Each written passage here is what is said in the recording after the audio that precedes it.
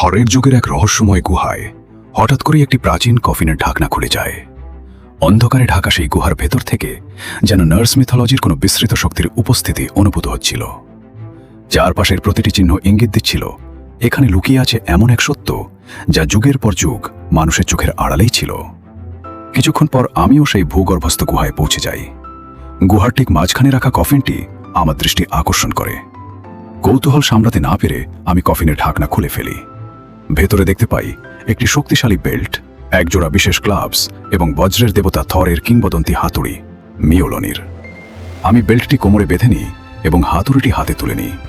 আর ঠিক সেই মুহূর্তেই চারপাশের বাতাসে থাকা বিদ্যুতের শক্তি যেন আমার দিকে ছুটে আসতে শুরু করে। মুহূর্তের মধ্যে আকাশ কালো মেঘে ঢেকে যায়, চারদিকে গর্জন করতে থাকে বজ্রধ্বনি, আর একের পর এক বজ্রপাত পৃথিবীকে কাঁপিয়ে তোলে। আমার এই অবস্থা দেখে কৃষ ভয় পেয়ে যায় এবং উদ্বিগ্ন হয়ে জানতে চায় আমি ঠিক আছি কিনা।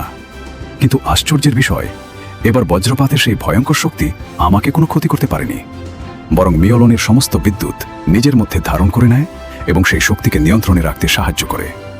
এটা তখন স্পষ্ট হয়ে যায় যে এই ঐশ্বরিক অস্ত্র শুধু আমাকে সুরক্ষা দিচ্ছে না, বরং আমার ভেতরে লুকিয়ে থাকা অসীম শক্তিকেও নিয়ন্ত্রণ করতে সহায়তা করছে। গুহা থেকে বের হয়ে আসতেই দেখি চারপাশে অসংখ্য মানুষ জড়ো হয়ে গেছে। সবাই বিস্ময়ে আমার দিকে তাকিয়ে আছে। কৃষের চোখে তখন অশ্রু, কারণ সে ভেবেছিল আমার ক্ষমতা হয়তো একদিন নিরীহ মানুষদের জন্য বিপদের কারণ হয়ে উঠবে। কিন্তু এখন সে বুঝতে পারছিল আমি সেই শক্তির ওপর ধীরে ধীরে নিয়ন্ত্রণ অর্জন করছি।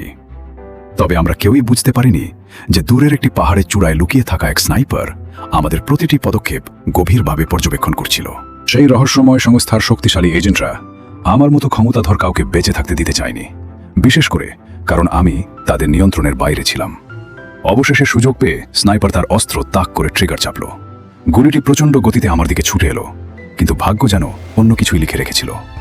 শেষ মুহূর্তে তার নিশানা লক্ষ্যভ্রষ্ট হয়ে গেল, আর আমি অল্পের জন্য সেই প্রাণঘাতী আক্রমণ থেকে রক্ষা পেলাম।